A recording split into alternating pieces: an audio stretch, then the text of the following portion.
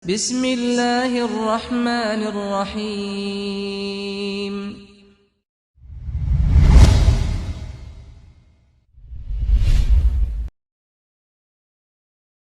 Warahimakumullah. Alhamdulillah, segala puji bagi Allah Subhanahu wa taala atas segala limpahan nikmat yang Allah anugerahkan bagi kita. Alhamdulillah, Allah Subhanahu wa taala telah memuliakan kita dengan nikmat la ilaha illallah Muhammadur Rasulullah. Nikmat kita tidak beribadah, tidak menyembah kecuali hanya kepada Allah Subhanahu wa taala. Nikmat bahwa kita dijadikan sebagai umat Muhammad sallallahu alaihi wasallam. Alhamdulillah, Allah Subhanahu wa taala yang telah menganugerahkan kepada kita Al-Qur'anul Karim yang merupakan cahaya penerang yang menunjukkan jalan kebenaran, jalan kebaikan, yang dengannya Allah Subhanahu wa taala memberikan hidayah dan petunjuknya kepada kita semuanya, sehingga kita bisa membedakan mana yang benar, mana yang salah, mana yang baik, mana yang buruk, mana yang manfaat dan mana yang mudarat. Alhamdulillah, saudaraku fillah rahimani wa rahimakumullah. Di kajian-kajian kita ini kita masih membahas surat Al-Fatihah. Kita masih mengkaji, mempelajari petunjuk apa saja yang Allah Subhanahu wa taala tunjukkan kepada kita, hidayah yang Allah sampaikan kepada kita di dalam surat Al-Fatihah. Sebagaimana di awal materi pembahasan telah kita sampaikan bahwa surat Al-Fatihah adalah induknya Al-Qur'an, Ummul Qur'an atau Ummul Kitab. Karena induknya Al-Quran, maka di dalam surat Al-Fatihah mengandung semua informasi secara global terkait dengan apa yang Allah Subhanahu wa taala sampaikan di dalam Al-Quranul Karim. Maka ketika kita memahami surat Al-Fatihah ini dengan pemahaman yang benar, kita akan mengetahui inti secara global kandungan isi dari ayat-ayat Al-Quranul Karim, yang di dalamnya banyak mengandung petunjuk berupa hidayah tauhid, hidayah bagaimana kita beribadah kepada Allah Subhanahu wa taala, petunjuk tentang kisah-kisah umat sebelum kita yang semuanya dirangkum oleh Allah Subhanahu wa taala di dalam surat Al-Fatihah. Ikhwatal iman rahimani wa rahimakumullah, pada pembahasan sebelumnya kita telah membahas dua hal di antara hidayah dan petunjuk dari surat Al-Fatihah. Yang pertama, bahwa Al-Fatihah adalah penyembuh dan obat dari segala jenis penyakit, baik penyakit fisik maupun non fisik, baik penyakit raga maupun penyakit-penyakit jiwa. Dan kemudian kita telah membahas pada pembahasan sebelumnya, yaitu bagaimana di dalam surat Al-Fatihah Allah Subhanahu wa taala mengajarkan kepada kita tentang beragam macam tauhid yang wajib diimani oleh setiap manusia, setiap mukmin yang beriman kepada Allah Subhanahu wa taala, yang tidak akan benar ibadah apapun yang dilakukan oleh manusia jika mereka tidak menegakkan tauhid ini. Nah, pada kesempatan ini insyaallah kita akan mempelajari di antara petunjuk dari surat Al-Fatihah adalah ikhlas dan ittiba'. Ini di antara petunjuk yang besar yang Allah Subhanahu wa taala tunjukkan di dalam surat Al-Fatihah, bahwa di dalam surat ini mengajarkan kepada kita dua syarat diterimanya ibadah. Ibadah apapun yang kita lakukan, yang dilakukan oleh manusia, tidak akan benar dan tidak akan diterima kecuali jika dipenuhinya dua syarat ini. Jika salah satunya saja terpenuhi dan yang lainnya tidak terpenuhi, maka tidak akan diterima. Harus dipenuhi dua-duanya, yaitu ikhlas karena Allah Subhanahu wa taala, dan yang kedua adalah ittiba', yaitu mengikuti tuntunan Rasulullah sallallahu alaihi wasallam. Allah Subhanahu wa taala, ikhwatal iman rahimani wa rahimakumullah, tidak akan menerima suatu ibadah kecuali yang ikhlas, kecuali yang mengikuti sunnah Nabi sallallahu alaihi wasallam. Maka ketika ikhlas itu ada dalam suatu ibadah dan benar ibadah itu dilakukan sesuai dengan tuntunan Rasulullah sallallahu alaihi wasallam, maka diterimalah ibadah tersebut. Namun jika hilang salah satunya, apakah itu ikhlasnya atau ittiba'nya, maka tertolaklah ibadah tersebut. Allah Subhanahu wa taala berfirman di ayat terakhir dari surat Al-Kahfi, ayat 110. Allah Subhanahu wa taala berfirman, "Qul innama ana basyarum mithlukum yuha ilayya annama ilahukum ilahu wahid. Faman kana yarju liqa'a rabbih faly'amal 'amalan salihan wa la yusyrik bi'ibadati rabbih ahada." Sampaikan wahai Muhammad, sesungguhnya aku adalah manusia sama seperti kalian, yang telah diwahyukan kepadaku bahwa sesungguhnya sesembahan kalian adalah Allah Subhanahu wa taala, sesembahan yang satu. Maka barang siapa yang berharap berjumpa dengan Tuhannya, hendaklah dia beramal dengan amal saleh dan tidak menyekutukan Allah di dalam beribadah kepadanya dengan sesuatu apapun. Allah Subhanahu wa taala memberikan dua syarat di dalam ayat ini. Faman kana yarju liqa'a rabbih. Barang siapa yang berharap berjumpa dengan Tuhannya, hendaklah dia amal saleh. Apa itu amal saleh? Amal saleh adalah amal yang sesuai dengan ajaran dan tuntunan Rasulullah sallallahu alaihi wasallam. Karena tidak semua amal itu saleh. Bahkan Allah Subhanahu wa taala menyebutkan di dalam Al-Qur'an, orang-orang yang beramal namun mereka masuk neraka. Sebagaimana Allah firmankan di dalam surat Al-Ghasyiyah, Allah berfirman, hal ataka hadithul ghasyiyah wujuhun yawma idzin khashi'ah 'amilatun nasibah tasla naran hamiyah. Allah berfirman, 'amilatun nasibah, dia beramal sampai lelah, beramal sampai capek, tasla naran hamiyah, tapi dia masuk ke dalam api yang menyala. Ini menunjukkan tidak semua amal saleh. Orang-orang yang beramal tapi tidak benar amalnya, tidak sesuai dengan ajaran Rasulullah SAW, dia akan hanya mendapatkan kelelahan dan tidak mendapatkan pahala. Falyamal amalan salihah. Ini syarat pertama, yaitu sesuai dengan tuntunan Nabi Muhammad SAW. Wala yusyrik bi'ibadati rabbih ahada, dan di dalam ibadah itu dia tidak menyekutukan Allah di dalam sesuatu apapun. Ini adalah ikhlas. Ini adalah bahwa ibadah itu tidak ada motivasi lain kecuali Allah Subhanahu wa taala. Karena ikhwatal iman rahimani wa rahimakumullah, suatu ibadah itu disyaratkan harus mengikuti tuntunan Rasulullah SAW, karena beliau diangkat oleh Allah Subhanahu wa taala sebagai utusannya untuk menyampaikan risalah, untuk mengajarkan kepada kita jalan menuju Allah Subhanahu wa taala. Allah Subhanahu wa taala berfirman kepada Nabi kita Muhammad sallallahu alaihi wasallam di surat Asy-Syura ayat 52 dan 53, wa innaka latahdi ila siratim mustaqim siratil lahi alladzi lahu ma fis samawati wa ma fil ard ala ila Allahi tasirul umur. Allah Subhanahu wa taala berfirman, dan sesungguhnya engkau wahai Muhammad, sungguh engkau memberi petunjuk kepada jalan yang lurus, yaitu jalannya Allah yang miliknya lah segala sesuatu yang di langit dan di bumi. Ketahuilah hanya kepada Allah lah kembalinya semua urusan. Di sini Allah menunjukkan, menyampaikan kepada kita bahwa jalannya Nabi Muhammad adalah jalan siratal mustaqim. Yang beliau ajarkan, petunjuk beliau adalah petunjuk kepada siratal mustaqim. Kemudian ikhwatal iman, tidak menyekutukan Allah dengan sesuatu apapun. Artinya di dalam ibadah itu penuh dengan keikhlasan. Di ayat yang lain, di surat Al-Mulk ayat 2, Allah Subhanahu wa taala berfirman, "Alladzi khalaqal mauta wal hayata liyabluwakum ayyukum ahsanu amala." Dialah Allah Subhanahu wa taala yang menciptakan kematian dan kehidupan untuk menguji kalian, siapa di antara kalian yang paling baik amal perbuatannya. Ayat ini mengajarkan kepada kita bahwa kematian dan kehidupan adalah bagian dari ujian hidup yang Allah dengannya menguji kita. Dengan ini Allah menguji kita. Dan tujuan Allah menguji kita bukan untuk melihat siapa di antara kita yang paling banyak amalnya. Liyabluwakum ayyukum ahsanu amala. Untuk menguji kalian siapa yang paling baik amalnya. Bukan aktsaru amala, bukan paling banyak. Yang penting baik, bukan yang penting banyak. Ketika suatu amalan itu baik, maka pasti diterima. Banyak tapi tidak baik, tidak akan diterima oleh Allah Subhanahu wa taala. Dan amal itu akan baik jika dipenuhi dengan dua syarat ini. Sebagaimana pernah ditanyakan kepada Fudail ibnu Iyad rahimahullah, dan ini disebutkan oleh Imam Ibnu Katsir di dalam tafsirnya. Ketika beliau ditanya dengan ayat ini, apa maksudnya amalan yang paling baik? Beliau mengatakan, akhlasuhu wa aswabuhu. Amalan itu akan baik kalau ikhlas dan benar. Kemudian ditanya, bagaimana amalan itu bisa ikhlas dan benar? Beliau mengatakan, innal amala idza kana khalisan wa lam yakun sawaban lam yuqbal, wa idza kana sawaban wa lam yakun khalisan lam yuqbal hatta yakuna khalisan sawaba. Sesungguhnya suatu amalan itu jika dia ikhlas karena Allah tapi tidak benar cara mempraktekannya, melakukannya, tidak akan diterima.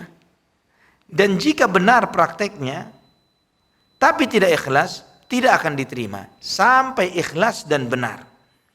Dan ikhlas, kata beliau, wal khalisu ma kana lillah was sawabu ma kana ala sunnah. Ikhlas itu adalah yang dilakukan karena Allah Subhanahu wa taala dan benar adalah yang sesuai dengan tuntunan Rasulullah sallallahu alaihi wasallam. Contoh ikhwatal iman. Suatu ibadah yang kita lakukan barusan kita salat zuhur. Kita dengan penuh keikhlasan melaksanakan salat zuhur 5 rakaat. Ya, ikhlas karena Allah, tapi tidak benar. Kita menjalankannya 5 rakaat sengaja, bukan karena lupa.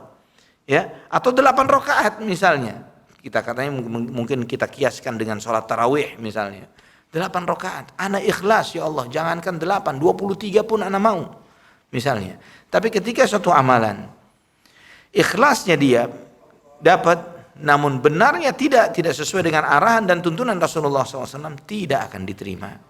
Demikian pula sebaliknya, kita melakukan salat zuhur ini dengan penuh keikhlasan 4 rakaat karena Allah Subhanahu wa taala, 4 rakaat dengan benar sesuai dengan tuntunan Rasulullah sallallahu alaihi wasallam, namun tidak ikhlas, namun niatnya adalah riya, untuk dilihat oleh orang, dipuji oleh orang, mendapatkan kedudukan, kemuliaan dan lain sebagainya, maka tidak akan diterima sampai kedua-duanya dipenuhi. Dan ikhwatal iman rahimani wa rahimakumullah, ikhlas itu ditunjukkan oleh Allah Subhanahu wa taala di dalam firman Allah di dalam surat Al-Fatihah, yaitu iyyaka na'budu. Iyyaka na'budu, hanya kepadamu ya Allah kami beribadah. Ini adalah statement kita, ini adalah ikrar kita. Kita mengatakan ya Allah hanya kepadamu kami beribadah. Hanya kepadamu dan karenamu ya Allah kami beribadah. Semua ibadah yang kami lakukan tidak ada motivasi lain ya Allah kecuali Engkau. Tidak ada harapan lain kecuali kepadamu ya Allah Subhanahu wa taala. Dan ikhlas itu jika kita ingin tahu maknanya, Allah Subhanahu wa taala memberikan contoh makna kata ikhlas di dalam surat An-Nahl ayat 66. Allah berfirman, "Wa inna lakum fil an'ami la'ibrah, nusqikum mimma fi butunihi min baini farthi wadam, wadamin labanan khalisan saighan lisyaribin." Dan sesungguhnya kalian mendapatkan pelajaran pada binatang ternak. Pada binatang ternak itu terdapat pelajaran bagi kalian semuanya.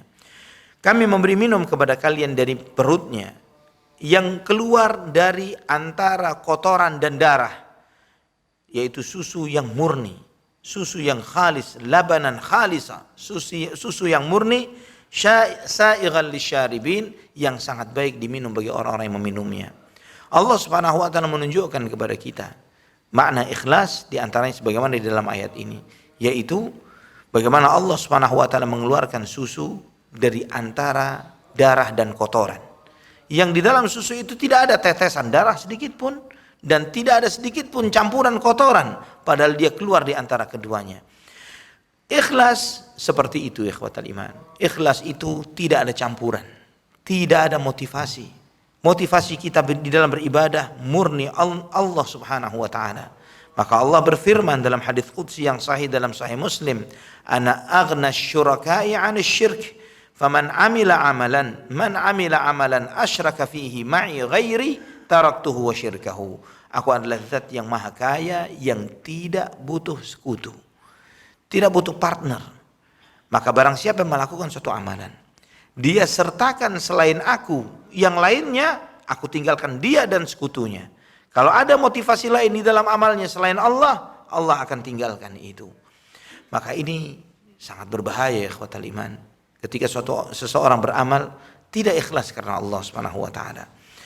Ikhlas dan ittiba ini di antara karakter utama dari karakter dinul Islam, karakter utama agama Islam. Di agama yang lainnya tidak diajarkan yang seperti ini. Di agama yang lainnya atau di pemahaman yang lainnya, mungkin seseorang akan senang ketika dia melakukan suatu kebaikan untuk dipuji oleh orang. Senang jika dia melakukan kebaikan untuk mendapatkan imbalan tertentu dari orang lain. Tapi tidak di dalam Islam. Di dalam Islam tidak akan diterima suatu amalan kebajikan dan kebaikan kecuali jika dia benar-benar murni, bukan karena mengharapkan terima kasih, bukan karena mengharapkan imbalan, bukan karena mengharapkan balas budi, murni karena Allah Subhanahu wa taala. Maka Nabi SAW pernah mengingatkan ketika ada sebagian sahabat sedang nongkrong dan menceritakan tentang dahsyatnya fitnah Al-Masih Dajjal, tentang fitnahnya Dajjal. Kemudian Nabi SAW bertanya, apa yang sedang kalian bicarakan? Kami membicarakan dahsyatnya fitnah Al-Masih Dajjal ya Rasulullah. Maka Nabi SAW menyampaikan, ada ukhbirukum bima huwa akhwafu alaikum indi minal masihid dajjal. Maukah kalian saya sampaikan sesuatu yang lebih aku khawatirkan kepada kalian ketimbang al-masihid dajjal, lebih bahaya daripada fitnahnya dajjal? Maka para sahabat pun mau, ya Rasulullah, apa itu? Asyirkul khafi, syirik tersembunyi.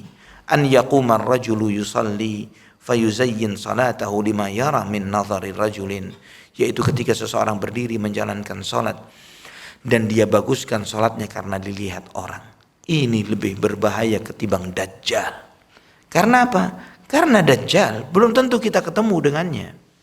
Namun ketika seseorang yang 5 waktu dia melaksanakan salat dan kemudian di dalam ibadah salatnya dia tidak ikhlas karena Allah, ada motivasi lain selain Allah Subhanahu wa taala, maka sia-sialah dia beramal. Sia-sialah salatnya, tidak akan diterima salatnya kecuali yang ikhlas, yang benar karena Allah Subhanahu wa taala. Sampai Nabi SAW mengingatkan para sahabatnya, ayyuhan nas ittaqu hadza syirk, wahai manusia, jauhi kesyirikan ini. Fa innahu akhfa min dabimin namal, karena kesyirikan ini lebih lembut daripada langkah semut, kata Nabi SAW. Qulu, ucapkanlah. Nabi SAW mengajarkan suatu doa, yang dengan doa ini jika kita membacanya, memohon kepada Allah Subhanahu wa taala, maka Allah Subhanahu wa taala akan melindungi kita dari perbuatan riya, sum'ah yang mengotori keikhlasan seseorang. Ucapkanlah, Allahumma inna na'udzubika min an nusyrika bika syai'an na'lamu wa nastaghfiruka lima la na'lam. Ya Allah, sesungguhnya kami berlindung kepadamu dari melakukan perbuatan kesyirikan yang kami sadari, dan kami memohon ampun kepadamu ya Allah dari perbuatan kesyirikan yang kami lakukan dan kami tidak menyadarinya. Ini diajarkan oleh Nabi SAW, diamalkan oleh para sahabatnya agar menjaga keikhlasan kita di dalam beribadah. Maka ikhwatal iman rahimani wa rahimakumullah, kita, jika Nabi SAW memperingatkan kita akan bahaya syirik kecil sampai sedahsyat ini, lebih mengerikan daripada fitnatud dajjal, maka bagaimana dengan syirik besar? Maka itulah kenapa seorang muslim harus berhati-hati, harus menjaga ibadahnya. Jangan sampai ibadah yang dia lakukan hanya tersisa kelelahan, karena tidak ada lillah, karena Allah Subhanahu wa taala. Karena tidak ada lillah, maka tersisa lelah, tidak ada manfaat sedikit pun. Dan syarat yang kedua yang diingatkan oleh Allah Subhanahu wa taala di dalam surat Al-Fatihah ini, yang menjadi syarat diterimanya amal, yaitu ittiba, yaitu benarnya ibadah. Karena Allah Subhanahu wa taala, benarnya ibadah sesuai dengan tuntunan Rasulullah SAW, yaitu di dalam surat Al-Fatihah. Doa kita, ihdinas siratal mustaqim, siratal ladzina an'amta alaihim, ghairil maghdubi alaihim waladdallin. Tunjukilah kepada kami ya Allah jalan yang lurus, jalannya orang-orang yang Kau beri nikmat kepada mereka, bukan jalannya orang-orang yang dimurkai, dan bukan pula jalannya orang-orang yang tersesat.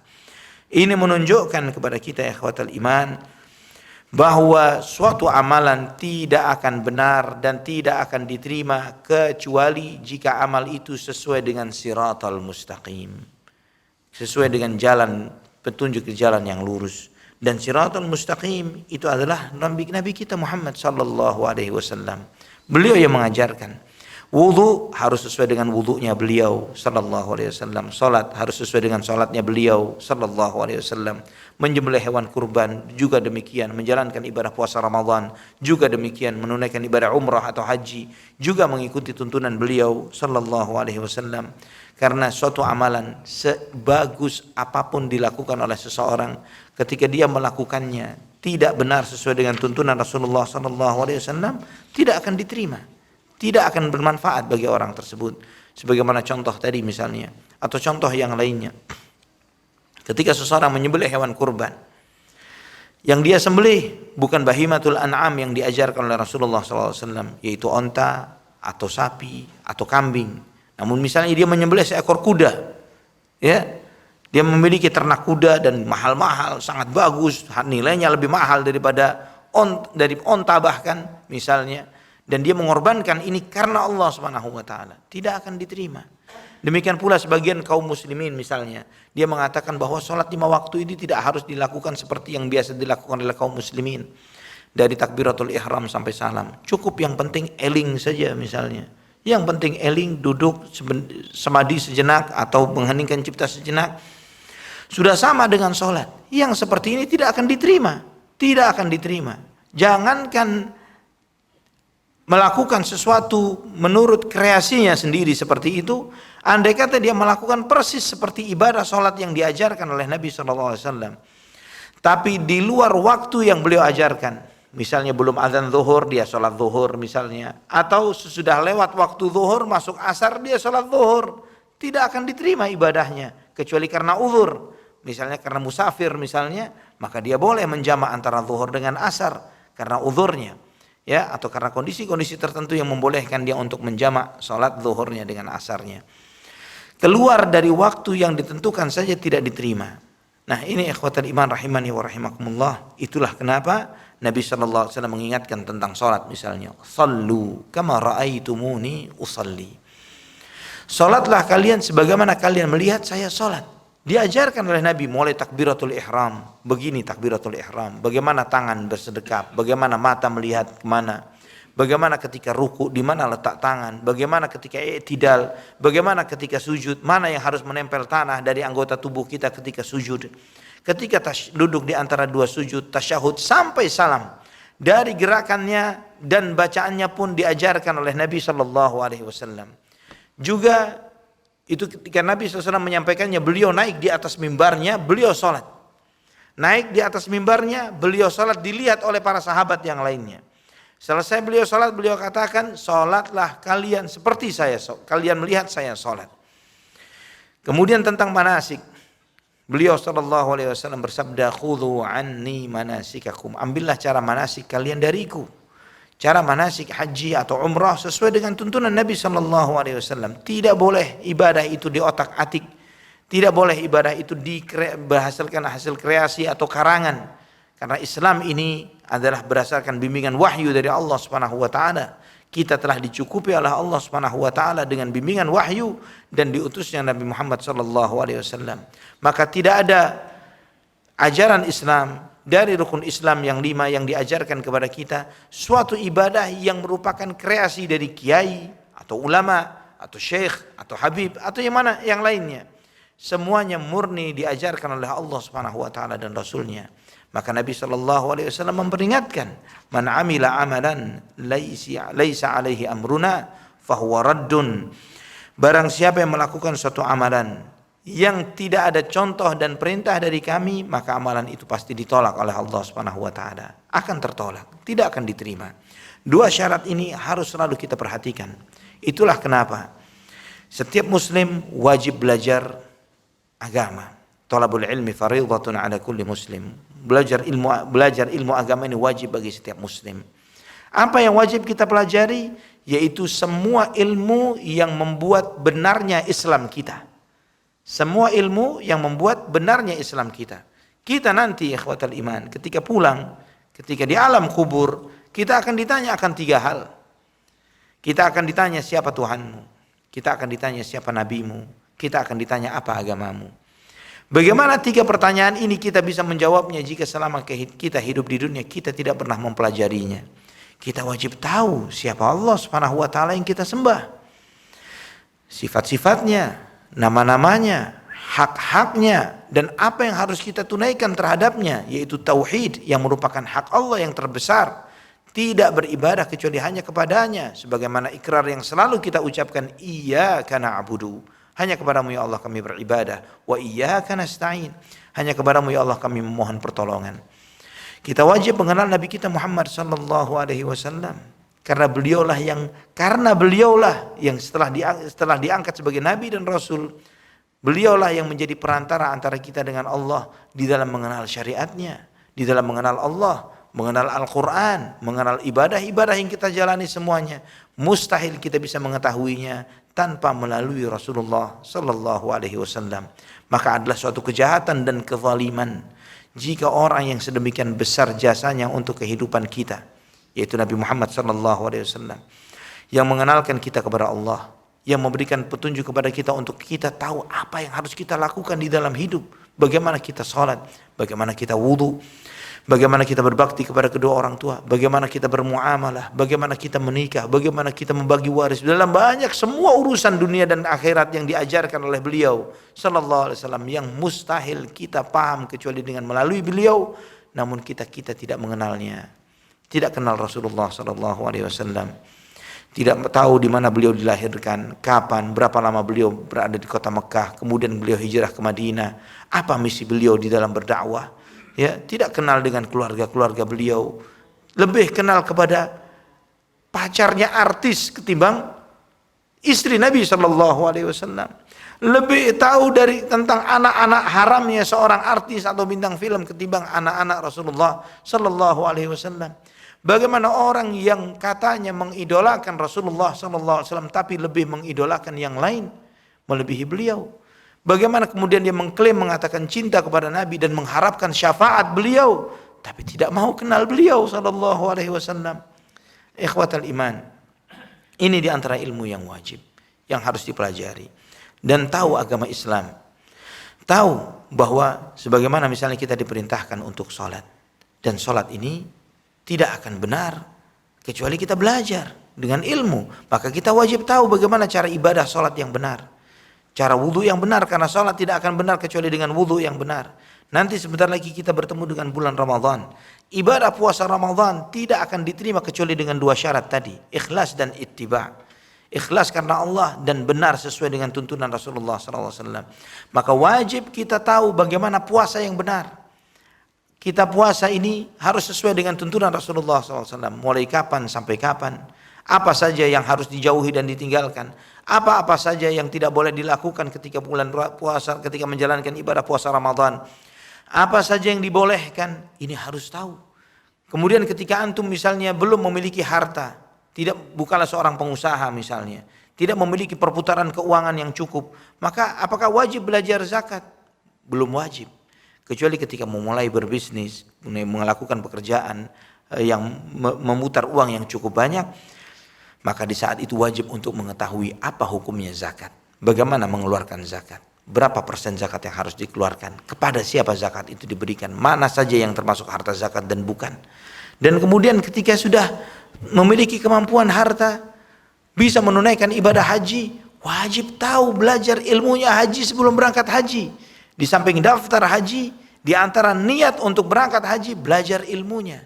Apa saja rukun-rukunnya haji, apa saja kewajiban-kewajiban dan sunnah-sunnahnya, dan apa saja yang menjadi pembatalnya, bagaimana ritual manasik haji yang harus dilakukan sesuai dengan tuntunan Rasulullah SAW, supaya ibadah kita dilakukan dengan benar. Jangan sampai ibadah ini dilakukan dengan salah, karena dua syarat ini menyertai kita di dalam semua ibadah kita. Jangankan ibadah-ibadah besar seperti yang kita lakukan, sholat, puasa, zakat, haji dan lain sebagainya. Azan saja misalnya. Seseorang azan, misalnya takbirnya bukan 4 kali tapi 6 kali, tidak akan diterima azannya. Ya. Atau misalnya syahadatnya dia tambahi misalnya Sayyidina Muhammad Rasulullah misalnya. Dia rubah dari redaksi yang diajarkan oleh Nabi sallallahu alaihi wasallam, tidak akan diterima. Karena kita harus mengikuti apa yang beliau sallallahu alaihi wasallam ajarkan. Ikhwatal iman, setidaknya ada 3 perkara yang secerdas apapun manusia tidak akan mungkin dia paham dengan akalnya. Yang pertama, dia tidak akan mengenal Allah Subhanahu wa taala dengan akalnya.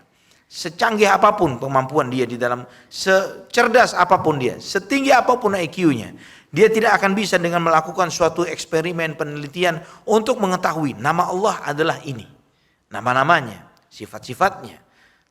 Dia tidak akan mengetahui dengan akalnya. Maka itulah kita butuh wahyu. Kedua, kita tidak akan mengetahui dengan akal kita bagaimana cara mendekatkan diri kepada Allah Subhanahu wa taala. Secanggih apapun akal seseorang, tidak akan mungkin dia bisa menciptakan suatu tata cara ibadah yang jika dia melakukannya Allah bakal ridha kepadanya, Allah bakal mencintainya. Ini mustahil. Secanggih apapun, sepandai apapun seseorang, tidak akan mungkin dengan akalnya mengetahui bahwa saya melakukan suatu eksperimen penelitian, ternyata dengan saya melakukan ini Allah akan mencintai saya atau Allah akan meridhai saya. Mustahil. Oleh karena itulah kita butuh wahyu, butuh Rasulullah sallallahu alaihi wasallam untuk menyampaikan risalah ini. Dan yang ketiga yaitu kemana kita setelah menyelesaikan kehidupan dunia? Kemana kita? Apa perjalanan setelah kehidupan dunia ini? Apa yang disebut dengan keluarnya ruh dari jasad? Kemana ruh ini pergi? Apa itu alam barzakh? Apa itu alam akhirat? Secerdas apapun manusia tidak akan mungkin memahami tiga hal ini dengan akalnya saja. Itulah kenapa akal ini bukan sumber kebenaran. Akal ini adalah suatu alat yang dengannya kita bisa mencerna, bisa membedakan, mengklasifikasi, bisa menerima mana yang baik dan menolak mana yang buruk. Ketika kebenaran wahyu terbukti, maka akal lazim harus mengikutinya. Fungsi akal sama seperti fungsi panca indera yang lainnya, seperti mata kita. Mata kita fungsinya apa? Untuk melihat. Apa jadinya mata tanpa cahaya? Ketika gelap gulita, tidak ada matahari, tidak ada lampu, tidak ada ini. Mata yang bisa melihat pun tidak akan bisa melihat. Sebagaimana mata tidak akan bisa melihat kecuali dengan adanya cahaya, demikian pula akal tidak akan bisa membedakan dengan baik, mana yang baik dan buruk, mana benar dan salah, mana manfaat dan madarat, kecuali dengan adanya cahaya wahyu, Al-Quran dan sunnah Nabi sallallahu alaihi wasallam. Ini saudaraku fillah rahimani wa rahimakumullah, di antara hidayah dan petunjuk dari surat Al-Fatihah adalah mengajarkan kepada kita dua syarat diterimanya amal, yaitu ikhlas karena Allah, dan yang kedua adalah benar sesuai dengan tuntunan Rasulullah sallallahu alaihi wasallam. Jika suatu amalan ikhlasnya dapat, ittiba'nya tidak dapat, tidak akan diterima. Ittiba'nya benarnya dapat, tapi ikhlasnya tidak dapat, tidak akan diterima. Sampai terpenuhi dua hal itu. Jadi ini menanamkan kepada kita, jangan sampai kita mengatakan yang penting ikhlas.